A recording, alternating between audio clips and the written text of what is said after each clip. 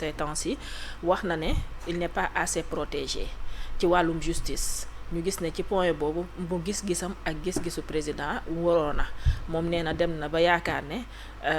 li ñuy dal ci kawam c'est parce qu'il n'est pas assez protégé ci côté bi ci des président de la république daal di wax ne justice bi dañ ko war a bàyyi mu def liggéeyam ñëpp d'accord nañ ne li wàllum jafe-jafe réew mi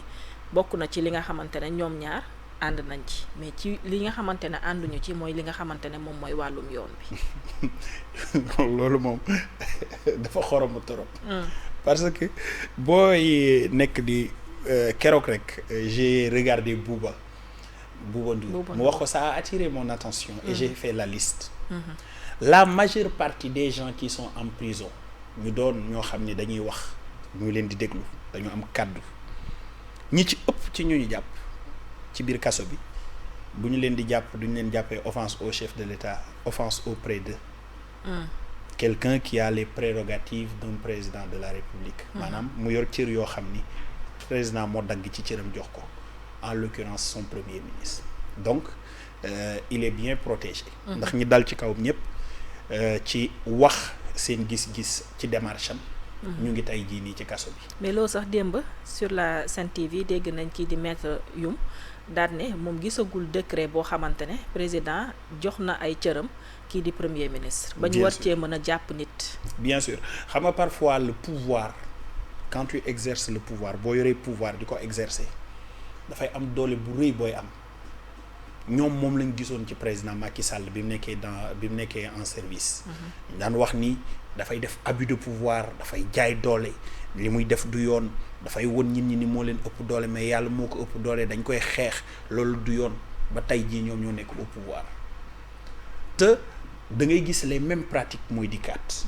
parfois dañuy wax ci dialogue bi au niveau des commissions il y a beaucoup de points de désaccord. ci article 256 254. ci article 80. yu bëree bëri ñoom bi ñu nekkee dans l'opposition surtout le premier ministre Ousmane Sonko il avait dit daf ko bindoon ci page am ni article yooyu baaxul dañ ko war a dindi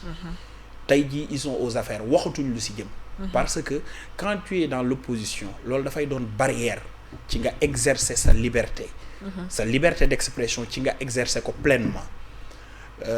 tey am na ku ñu jàpp Bachir Fofana ci wax ay mbir ñu porter ko plainte. Est-ce que vous savez que dans les pays scandinaves un simple citoyen je ne dis même pas un journaliste mais un simple citoyen peut se lever un beau jour mu dem fi nga xamante ni si mooy bërëbu moo xam assemblée nationale wala ministère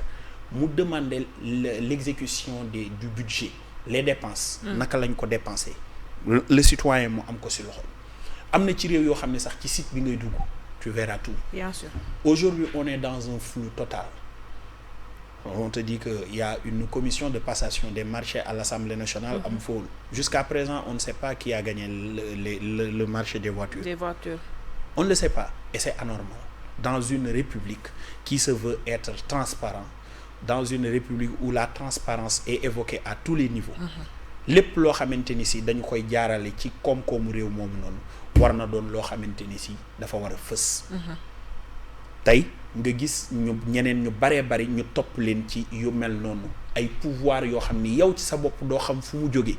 booy xool la nomenclature juridique de notre législation surtout li nga xamante ni si moo concerne ñi nga xam ni ñoo yor tey jii ni réew mi en l'occurrence du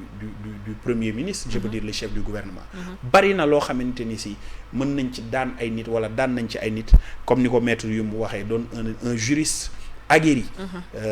un avocat du ko gis et da ngay plaider ci loolu après quelque temps peut-être les magistrats de siège vont rendre des décisions comme ils ont l'habitude de le faire basées sur leur intime conviction en libérant ces gens ni leen nañ dem ñibbi et malgré tout ça ils ont séjourné là-bas et sans dommage ni indemnisation loolu nag dafa doy war nañ ci jóg bu baax a baax certaines personnes jugent que c'est arbitraire d'autres pensent que c'est des abus et le temps fera ses aveux